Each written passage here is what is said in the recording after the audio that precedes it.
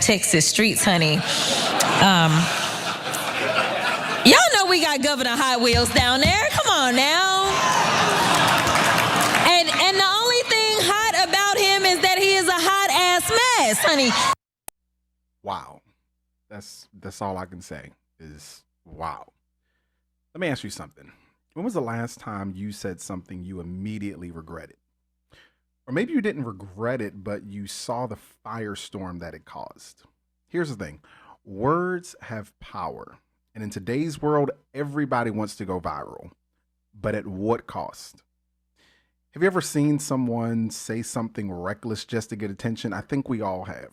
Maybe on social media, at work, in church. Yeah, that's what I'm talking about today. I'm talking about Congresswoman Jasmine Crockett. She recently referred to Texas Governor Greg Abbott as Governor Hot Wheels and a hot a mess. Now listen, I get it. Abbott is a controversial figure. His policies have hurt a lot of people.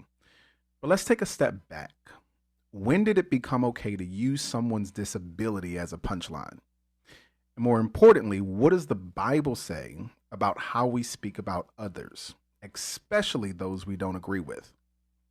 Proverbs 18:21 says, "Death and life are in the power of the tongue, and those who love it will eat its fruits." Translation, what you say will come back to you. But here's the real question. Why do we talk about people like this in the first place?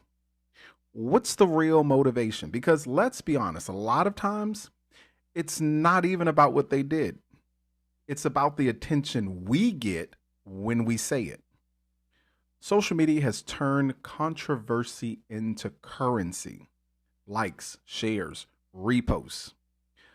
Some of y'all are out here getting digital clout off of tearing people down. And let's be real. There's a fine line between holding someone accountable and attacking them. Are we checking their policies, or are we just chasing a viral moment?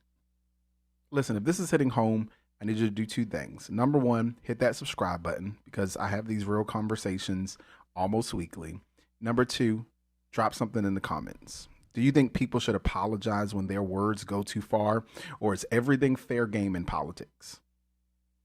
See, the Bible is clear about this. Ephesians 4:29 says, "Let no corrupting talk come out of your mouths, but only such as is good for building up." Now, that doesn't mean we have to sugarcoat the truth. That's not what I'm saying. But it does mean that if we're going to criticize, we need to do it in a way that actually moves the conversation forward. Let's play this out. What if someone took your worst moment, your biggest struggle, and turned it into a joke? What if your pain became their punchline? Because that's exactly what happened here. It wasn't about Abbott's policies. It was about making a spectacle out of his disability. And that's the problem.